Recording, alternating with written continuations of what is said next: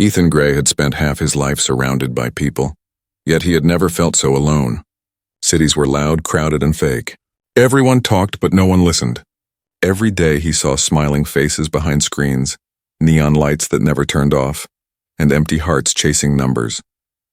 Ethan wanted silence, real silence, so when he saw the listing for a forgotten planet marked empty, uninhabited, stable atmosphere, he bought it without a second thought. He packed only what he needed: his tools, food, water purifiers, and a small ship that could cross the stars. No friends came to say goodbye. No one even noticed he left. When the ship broke through the clouds of his new home, he looked out the window and saw endless golden plains and blue mountains stretching to the horizon. The planet looked peaceful, untouched by any war or greed. Ethan smiled for the first time in years. Finally, he whispered to himself, a place where no one will find me. He landed near a dry riverbed and set up his base, a small metal dome, powered by solar cells and patience. He named the planet Solara 9, though he had no one to tell. He recorded logs for himself, just to hear a voice in the silence. Day 1, he said into the recorder. Planet temperature stable. Vegetation, none. Wildlife, none. It's quiet here. Perfect. At night, the stars looked closer than ever before. The air was thin but clean. He cooked his first meal over a portable burner and ate outside under the moons. The ground shimmered faintly in the darkness like dust made of glass. Ethan thought maybe this planet wasn't empty after all. Maybe it was just asleep. Days passed. He built water filters, repaired solar panels, and planted a few hardy crops from his old colony. His life became simple again. Wake up, work, eat, sleep. He didn't speak for days at a time, but he didn't miss talking. He had what he always wanted, peace. Until one night something changed. It began with a sound, a faint metallic click near his camp like something brushing against the sensor pole. He froze. The wind had been silent all evening. He grabbed his blaster and stepped outside, scanning the open plains. Nothing moved. The twin moons hung above like pale eyes watching. The only sound was his own breathing inside the helmet. Then, a flash. Blue light. Just for a second on the ridge beyond his base. It vanished as quickly as it came. Ethan frowned. He checked his scanner. No movement. No heat, nothing. Still his heart beat faster. He told himself it was a glitch. Maybe his sensor was acting up from the sand. Maybe light reflected off a crystal. This planet is empty, he said aloud, trying to calm himself. It has to be. But when morning came, he found tracks in the dust. Not animal tracks. Too long, too deep, too deliberate. They circled his camp, came close to the supply crate, and then disappeared toward the hills. Each print had claw marks at the tip, as if something walked on strong, sharp toes. Ethan crouched beside one and pressed his hand into it. It was larger than his palm. His scanner still said no life detected. That made no sense. Something had been here. Something smart enough to avoid detection. The next night he stayed awake. He turned off his lights, sat inside the dome, and watched the hills through the window. The wind howled softly, dust swirling under the moons. Hours passed. Then about there it was again. The blue light. This time closer, he zoomed his lens. His breath caught. Shapes moved, and tall, thin silhouettes walking upright. They were quiet, fast, and graceful, carrying long spears that glowed at the tips. He counted 4, maybe 5. They didn't act like raiders or miners. Their movements were too tired, too slow. Like shadows stumbling in hunger. Ethan's pulse quickened. He shut off all systems, hoping they wouldn't see his base. But one of the figures stopped. Its head turned straight toward him. Even from that distance, he could feel it. A gaze, sharp and ancient. Then a soft echo carried through the night. A whisper in a language he didn't know. The figures vanished back into the dark. Ethan didn't sleep after that. He sat by the window until dawn, blaster in hand, watching the ridge where they had stood. The morning light revealed nothing. No tracks, no figures, only silence again. But he knew he wasn't alone. He looked out over the plains and whispered, "Who are you?" No answer came. Only the dry wind brushing across the empty land that suddenly didn't feel so empty anymore. And for the first time since leaving humanity behind, Ethan felt something new, not fear, not peace, but curiosity. Something was waiting out there. Something that had watched him since he arrived. He just didn't know yet. They had been waiting for him.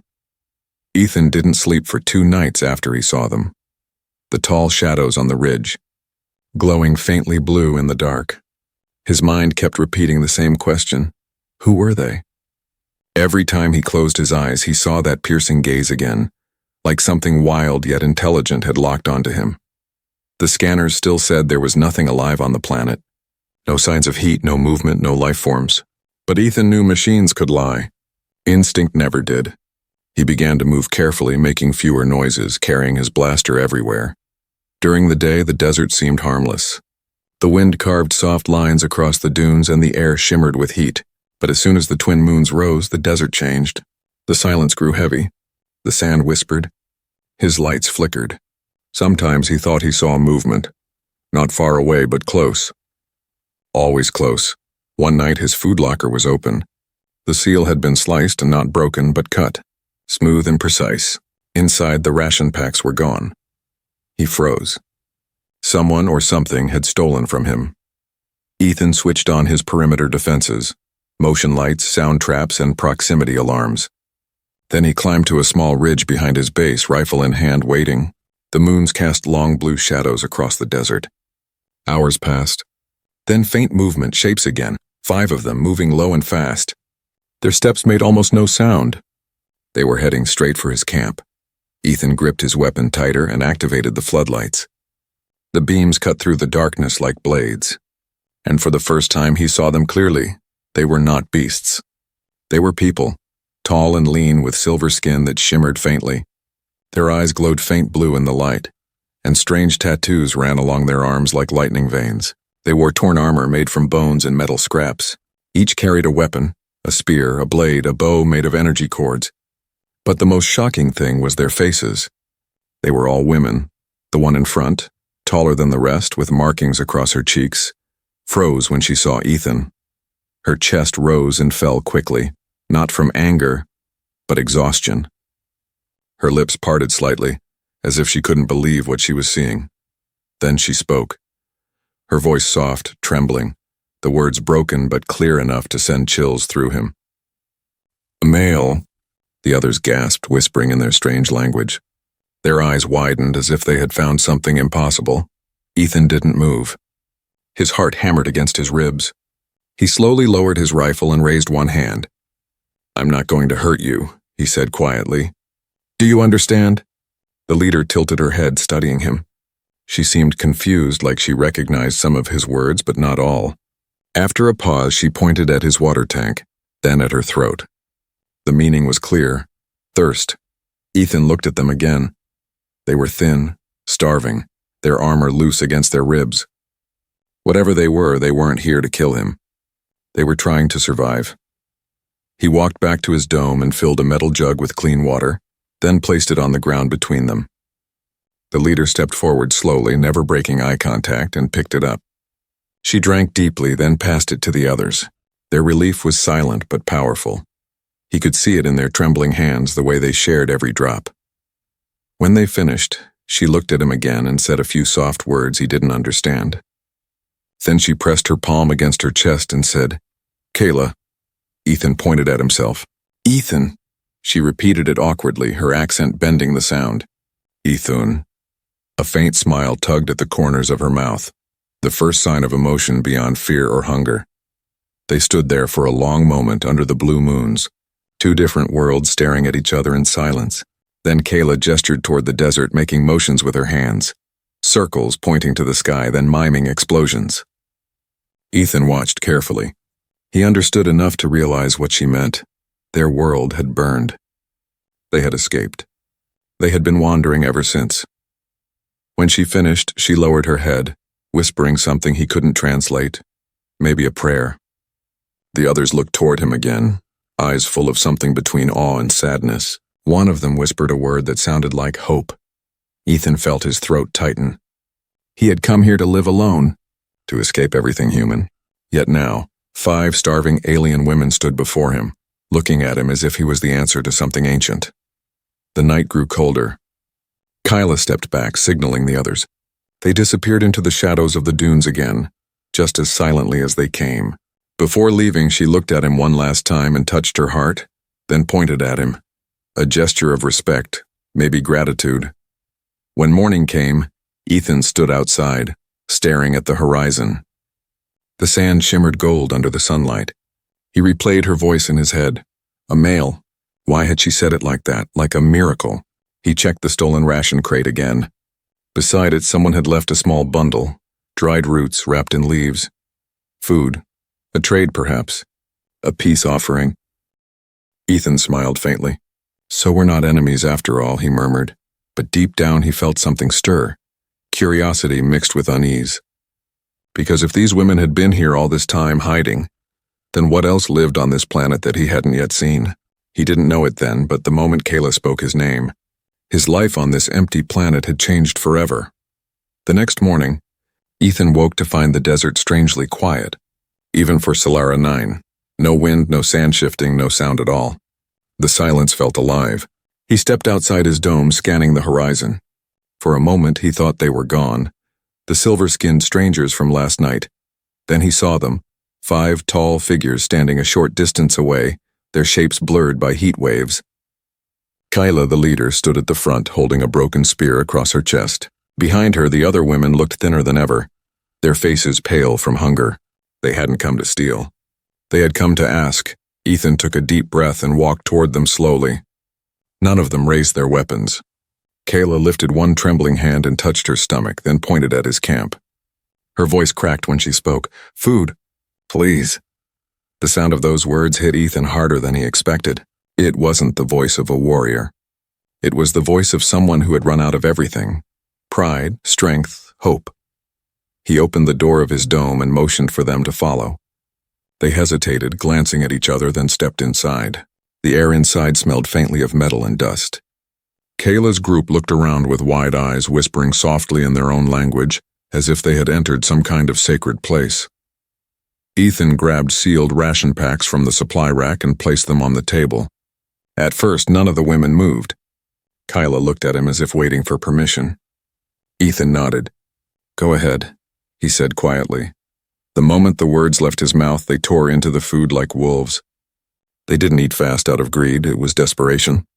The youngest among them, barely older than a teenager, started crying as she chewed, tears falling silently onto her hands. Ethan turned away, pretending to check the console so they wouldn't see his face. He had seen hunger before, back on the mining colonies, men fighting over crumbs. But this was worse.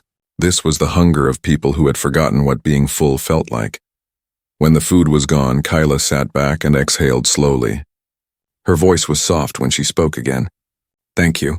Ethan. Hearing his name from her lips startled him. Her accent stretched it, made it sound almost musical.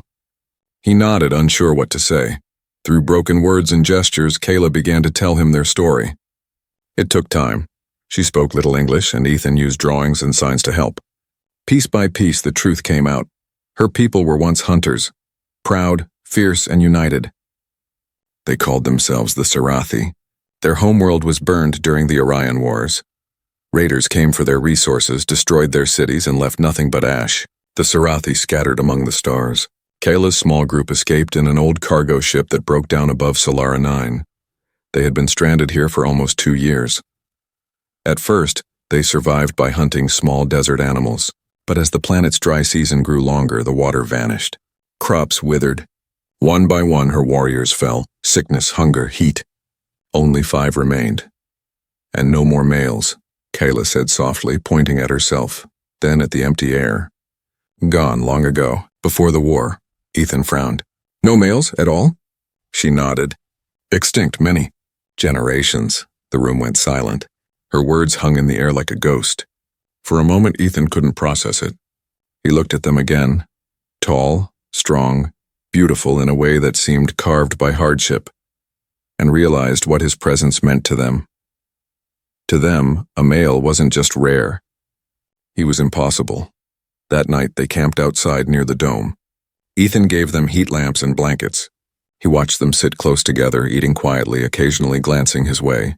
He could tell they didn't fully trust him yet, but there was something else in their eyes too. Curiosity. Wonder. Kayla sat apart from the others, polishing her broken spear. Ethan walked over and crouched beside her. "You don't have to fight anymore," he said softly. She looked up, her eyes glowing faint blue under the lamp. "Always fight," she whispered.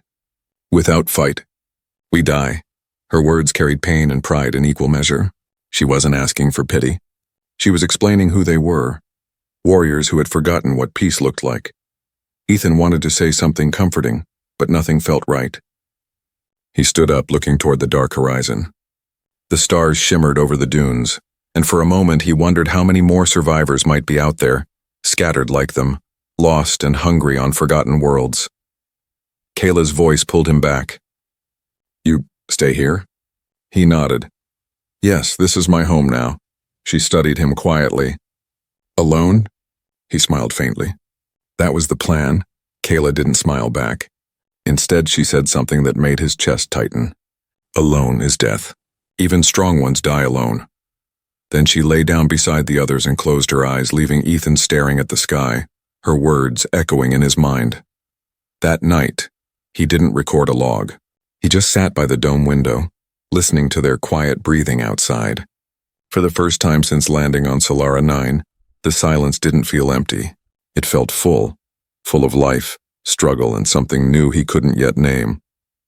When dawn came, he stepped outside to find them already awake, rebuilding their weapons, sharpening blades, preparing for another day of survival. Kayla looked at him once and said one simple thing in her slow, broken English. "We help. We fight. Together." Ethan nodded slowly, realizing that the planet he had bought to escape life had just given him a reason to live again. The sun rose over Solara 9 like a burning coin, lighting up the sand dunes with streaks of gold and red. Ethan stood outside his dome, watching the Huntresses move through the morning haze, their shapes cutting clean lines against the desert light. Kayla led them with quiet strength, her silver hair tied back, her eyes scanning the horizon for danger. Even though the planet seemed calm, he could see it clearly now. Every movement they made came from training, from long years of battle and loss. They were survivors, just like him, for days.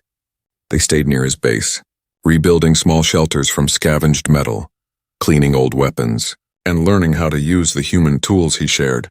At first they didn't understand his machines, but the Sarathi learned fast.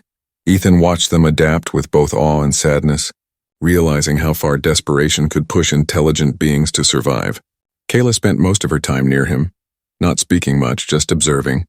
She studied the way his hands worked the tools, the way his eyes tracked every motion, and how he talked to himself when thinking, a human habit that made her smile faintly. She seemed to be learning him piece by piece, the same way she studied the stars above that evening. Ethan repaired the old generator while Kayla stood nearby, holding a light. The wind was soft, carrying the faint scent of ozone. Ethan spoke without looking up. "So, no one else ever came here before me?" Kayla shook her head slowly. "No ships, no people, only ghosts," she said. Her words still rough but clearer now after days of listening to him. Ethan smiled faintly. "Then maybe the ghost brought me here." Kayla's gaze softened, her voice almost a whisper. "Maybe the stars chose you."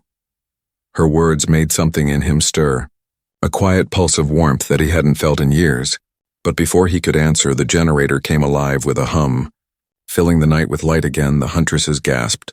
Blue sparks danced across the sand, and they murmured in awe, seeing electricity for the first time in months, maybe years. Kayla stepped closer to the light, her eyes reflecting its glow.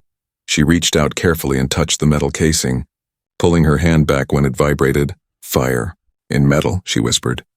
"You command it," Ethan chuckled softly. "Not command. Just fix." But Kayla didn't seem convinced. To her, this wasn't just repair. It was power. That night, they gathered around a small campfire. The air cool under the twin moons, Ethan shared dried fruit, while Kayla's warriors told short stories in their language, words that rose and fell like music. He couldn't understand them, but he could feel the emotion in their voices, memories of home, lost families, fallen friends. Then Kayla turned to him and asked a question that made the firelight flicker across her sharp features. "Why you come here alone?" Ethan hesitated, looking into the flames. "People back home," he said quietly. "They live fast, talk loud, fight for things that don't matter. I wanted peace, so I bought this planet. Thought I'd live in silence forever. Kayla tilted her head, her eyes searching his face. And now? Ethan met her gaze and smiled weakly. Now. Silence feels different. She didn't reply right away, just reached into the sand and drew a line with her finger. Then 2 small circles beside it. Her people's writing, rough and ancient. She looked up and said softly, "Alone is death. Together is fire." Something about the way she said it, calm, certain, like a truth carved in stone, stayed in his mind long after the fire died down. Days turned into weeks and the strange bond between them grew. Ethan taught them how to use water filters, how to build solar panels, how to read weather data. The Huntresses began to hunt again, not with bone spears, but with simple rifles he modified for them.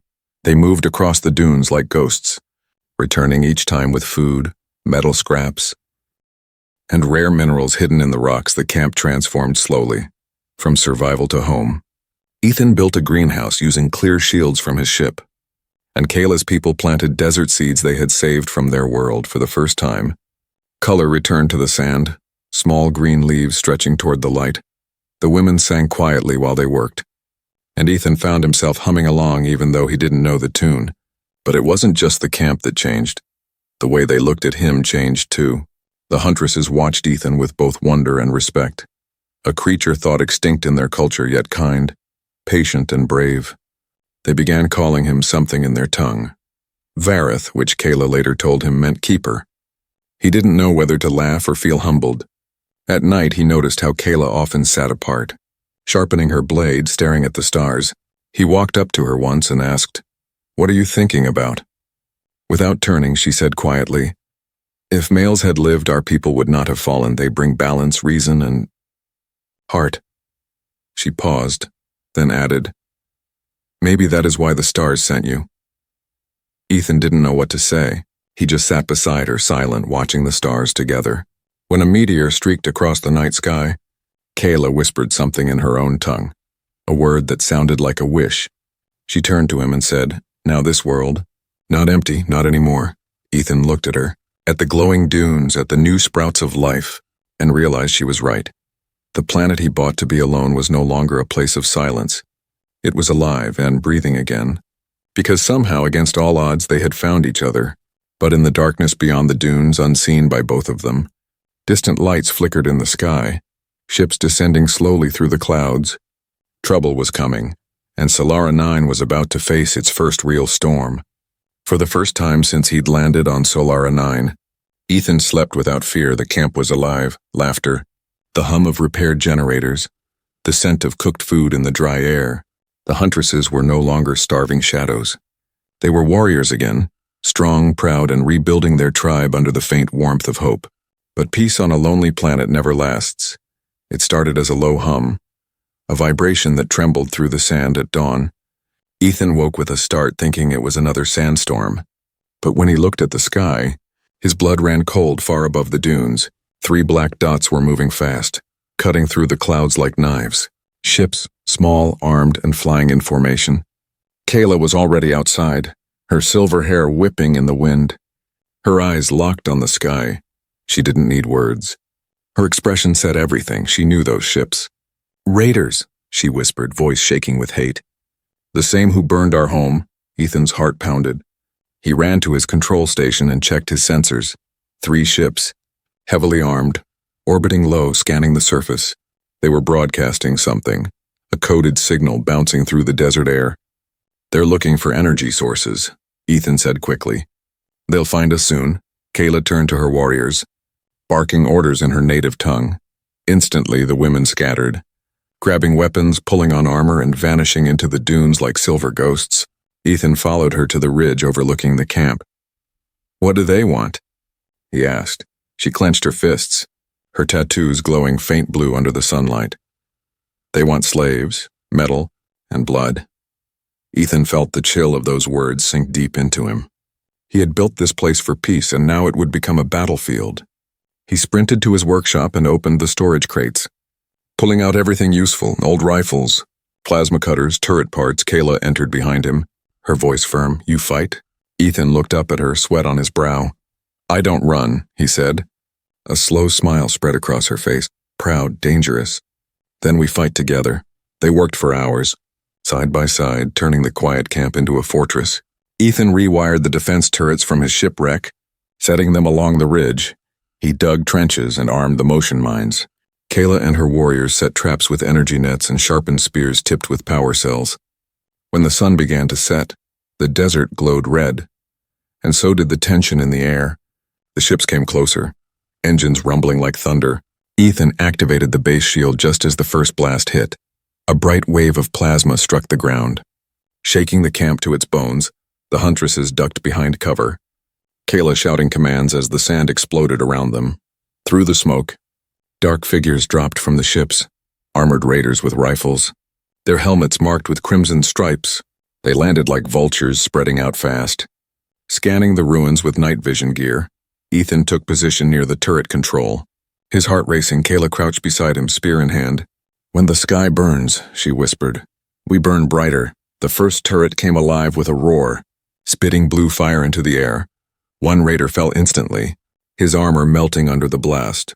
The Huntresses struck next, appearing from the dunes like spirits, fast, silent, deadly. Energy arrows sliced through the air, piercing throats and visors. Kayla's war cry echoed across the plains, ancient and fierce. It was a sound that made Ethan's hair stand on end. The cry of a queen reclaiming her power. He fired from the ridge, hitting another raider trying to flank them. His hand shook, but his aim was steady. He wasn't a soldier, but right now he didn't need to be. He was fighting for something real. Explosions lit up the night sky, turning the dunes into waves of flame. One of the ships tried to lift off again, but Ethan locked the turret's tracker and fired. The blast hit its engine dead center. The ship spun, burning, and crashed into the far desert, the explosion lighting the horizon like a sunrise of fire. Kayla leapt onto a fallen raider, pulling the blade from his armor. Her movements were pure rage and grace. "And stay down," Ethan shouted, firing past her shoulder at another enemy. She didn't even flinch. Together they moved like two halves of the same rhythm, human tech and alien instinct. Every time he covered her, she pushed forward. Every time she fell back, he shielded her with fire. After what felt like hours, the battle finally quieted. The air was thick with smoke and the smell of burning metal. The sand was littered with broken armor and flickering sparks. Kayla stood in the center of it all, her body trembling, her spear cracked, blood streaked across her cheek. But her eyes were alive, bright and wild. Ethan ran to her side, dropping his weapon. "Are you hurt?" She looked at him, breathless. "You came here to die alone," she whispered, voice rough but proud. "But now you live for us." He caught her as her knees gave way, holding her steady. Behind them, the surviving Huntresses cheered weakly. Their voices hoarse but victorious, the last raider ship broke formation and fled into the clouds. Disappearing into the night sky for a long time, neither of them spoke. Only the wind answered, then soft, warm. Carrying the faint sound of distant thunder, Ethan looked down at her, and she managed a faint smile before her eyes closed. Exhaustion overtaking her, he held her close, whispering into the smoke-filled air, "I promised myself I'd live alone." But maybe that was never living at all. Above them, the stars flickered gently, reflected in the glassy sand, as if the universe itself was watching, waiting to see what these few survivors would become after the fire. The desert was quiet again, but it wasn't peace. It was the heavy silence that follows battle. Smoke curled above the dunes like ghost, the air hot and bitter from plasma fire. Ethan moved slowly through the ruins of the camp, his boots crunching on melted metal and scorched sand. Every step echoed in the emptiness, reminding him how close they had come to dying. He found Kayla lying near the shattered wall, her armor cracked, her breathing shallow. Her silver hair was matted with dust, her tattoos dimmed. Ethan dropped to his knees beside her and checked the wound across her shoulder. Deep, but not fatal. He tore a strip from his sleeve and pressed it against the bleeding. Her eyes fluttered open, weak but defiant. "You still breathe," she whispered. "So do you," Ethan said with a faint smile. His voice shaking. Around them, the other Huntresses gathered, battered and bloodied but alive. They looked to Kayla, their leader, their light. One of them, the youngest, knelt beside her and touched her forehead, murmuring a prayer in the Sarathi tongue. Ethan didn't understand the words, but he felt the meaning. Gratitude, loyalty, survival. When Kayla finally stood again, she looked at the horizon, where the last raider ship had fled into the clouds. "They will come back," she said softly. Her tone steady but grim, Ethan nodded. Yeah, and next time, they'll bring more. That night, the desert glowed faintly under the twin moons. Ethan sat outside the dome repairing the turrets with burned hands. Every sound of welding and hammering echoed like defiance, a human heartbeat against the silence of the stars. Kayla joined him, her arm bandaged, her voice quiet. Why you stay, Ethan? You could leave. You could go home. He didn't look up from the work. This is home, he said simply. She studied his face, seeing the exhaustion, the stubbornness, and something else in purpose, then she smiled faintly. Humans, strange creatures, you find life where others see death. By morning, Ethan had rebuilt the shield generator, reinforced the walls, and installed motion sensors around the dunes. Kayla and her warriors trained tirelessly, sharpening their new weapons, moving in perfect unity. They had become more than survivors. They were protectors now, guardians of the world that had given them a second chance, but their victory had not gone unnoticed far above. The raider fleet had already transmitted a distress beacon, calling for reinforcements. The message reached a mothership orbiting the edge of the system, larger, deadlier, filled with mercenaries and war machines. The captain there smiled coldly as he read the report. One human, he said with disbelief, killed my men. Fine, we'll erase that desert. 3 days later, the sky of Solara 9 split open again. This time not with 3 ships, but with 10. They descended like dark angels, their engines burning the horizon red. Ethan saw them on his scanner and shouted for everyone to take positions. Kayla grabbed her spear, her eyes blazing with that same wild courage. This time, she said, we end it. Ethan stood beside her, rifle slung over his shoulder. Then let's make sure they never come back. When the first bombs fell, the desert shook, the sand rose like waves, and fire swept through the canyons. The Huntresses scattered into formation, firing from the ridges while Ethan controlled the automated defenses. Every turret, every laser drone he'd built from scrap came alive, painting the sky with blue fire. The raiders dropped fast using shields and drones. Filling the air with plasma bursts, Kayla led the counterattack, moving faster than any human soldier could. Her warriors followed, their energy blades slicing through armor with sharp, glowing arcs. Ethan's comms filled with shouts and static, the roar of engines and the hiss of sandstorms stirred by explosions. He knew they were outnumbered, but for the first time he wasn't afraid. Fear had no place here anymore. Not after what they'd built together. When one of the larger ships broke through the defensive line, Ethan ran straight for the crash site with a backpack of explosives. Kayla saw him and shouted his name, but he didn't stop. He reached the wreckage, flames licking at his boots, and climbed inside. The raiders inside tried to shoot, but he moved fast, throwing the charges along the control panels. Let's see how empty this planet really is, he muttered, hitting the detonator and leaping out as the explosion swallowed the ship in fire. The blast shook the dunes for miles. Kayla's warriors roared in triumph. The remaining raiders began to scatter, fleeing toward the clouds when the smoke cleared. Kayla found Ethan half buried in sand, coughing, alive but burned. She pulled him up, gripping his arm tightly. Foolish human, she said, but her voice was trembling.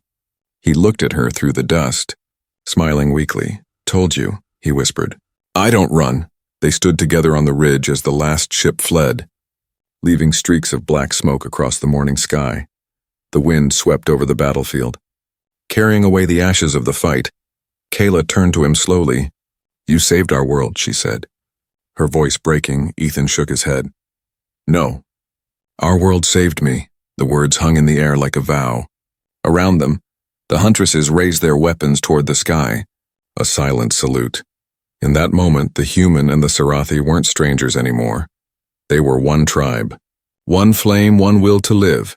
That night, as the stars returned and the desert cooled, Ethan sat beside Kayla at the fire.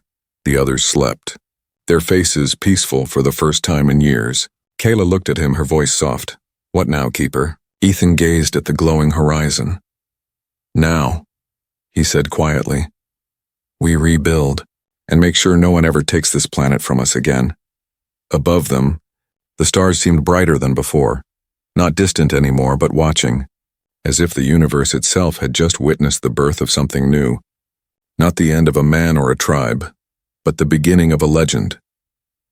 Dawn broke slowly over Solara 9, spreading golden light across the dunes where fire had once burned. The wind no longer carried the smell of smoke, only the scent of life returning. The battlefield that had roared with explosions now lay silent, a graveyard of twisted metal and melted armor, but beyond the ruins the camp was alive again, rebuilt by hands that refused to give up. Ethan stood on the ridge watching the horizon glow, the cool air brushing his face. His bandaged arms ached, but he didn't mind. The pain was proof that he had lived through something impossible, that he had fought not for escape or silence but for something greater. Below, Kayla and her warriors moved like streaks of silver under the morning sun. They were rebuilding, piece by piece, turning wreckage into homes, fire into warmth, death into life. Small structures now stood where the old camp had burned, made of scavenged metal and stone, powered by Ethan's repaired generators. Children, Sarathi orphans rescued from crashed ships after the battle, ran across the sand, laughing, chasing one another through the dust. Their laughter filled the desert where silence once ruled. Kayla approached from behind, her footsteps soft but certain. Her shoulder was wrapped in healing cloth, her tattoos faintly glowing again. When she stood beside him, she didn't speak for a moment. They simply watched the children play. Ethan smiled faintly. "I used to think this planet was empty," he said quietly. Kayla looked at him, her voice soft. "And now?" He turned to her, his eyes reflecting the morning light. "Now it feels like the center of the universe," she smiled, a rare, gentle smile that reached her eyes. "The Sarathi have not had a home in centuries," she said slowly. "But you gave us one." Ethan shook his head. "No. We built it together." They walked through the camp together, passing the new garden, a patch of green growing in the middle of red sand. It wasn't large, but it was alive, sprouts, roots, and leaves reaching toward the light. Ethan had taught them how to build irrigation lines, how to keep moisture from evaporating too fast. The Sarathi had taught him how to read the desert, how to find water hidden deep under the sand. Together, they had made the impossible, life from nothing. At the edge of the camp stood a tall stone pillar, carved with new symbols, half in Sarathi script, half in English. Kayla ran her fingers over it, tracing the words Ethan had carved at the base. "Here." Silence found its voice. For a long moment they stood there, both silent. Then Kayla spoke again, her tone thoughtful. "Our people once believed that the stars give each soul a purpose, even after all we lost. Maybe that is still true." She looked at him, her eyes steady. "Perhaps the stars sent you here for us," Ethan chuckled softly, looking up at the sky that shimmered with pale blue. "Or maybe," he said, "they sent you here for me." They didn't need more words after that. The meaning was in the quiet, in the way she stood close, in the way the desert breeze wrapped around them like an old friend. As days turned into weeks, the camp became a village. The Huntresses trained younger ones, teaching them the ways of their ancestors. Ethan repaired the last of his ship's systems, not to leave, but to build, turning it into a workshop and power core for the settlement. At night, the lights of Solara 9 could be seen from orbit. Faint, warm glows scattered across the desert like stars fallen to the ground. One evening, as the suns dipped below the horizon, Ethan climbed the ridge again, his mind quiet. Kayla joined him, holding 2 metal cups filled with desert tea made from their first harvest. They sat together, watching the twin moons rise. "Do you still wish to be alone?" she asked softly. Ethan shook his head, smiling. "Not anymore." She nodded slowly, then whispered something in her language. "Vareshkai." He looked at her. "What does that mean?" She smiled faintly. "It means, Keeper of the New World." Ethan stared at her, surprised, touched. "The Keeper, huh?" he said quietly. Kayla's eyes gleamed in the moonlight. "That is what you are now, Ethan of Earth," she said. "The first of a new beginning."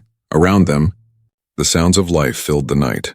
Fires crackling, voices singing softly in Sarathi, the hum of machines and laughter of children. The desert no longer felt endless or empty. It felt like home, and somewhere above the clouds, the same stars that had once watched him land now watched something far greater. A civilization being born again from ashes. Ethan leaned back, closing his eyes, letting the wind brush over him for the first time in his life. He didn't feel lost or running. He felt rooted. The lonely buyer had become the builder. The outcast had become the leader. And the planet he bought to escape humanity had taught him what it truly meant to be human. Kayla placed her hand over his, her voice a whisper carried by the wind. Sleep, keeper. The world is safe tonight, he looked at her, smiling softly. Safe and alive. As the night deepened, the stars shimmered above their rebuilt home, and if anyone had been watching from the far edges of space, they would have seen a single planet glowing with new light. A silent, forgotten world that had become a cradle of hope again. The legend of Solara 9 had begun, and in every tale that would follow, the name of the man who bought an empty planet would live on forever. Ethan Gray, the keeper of a new world.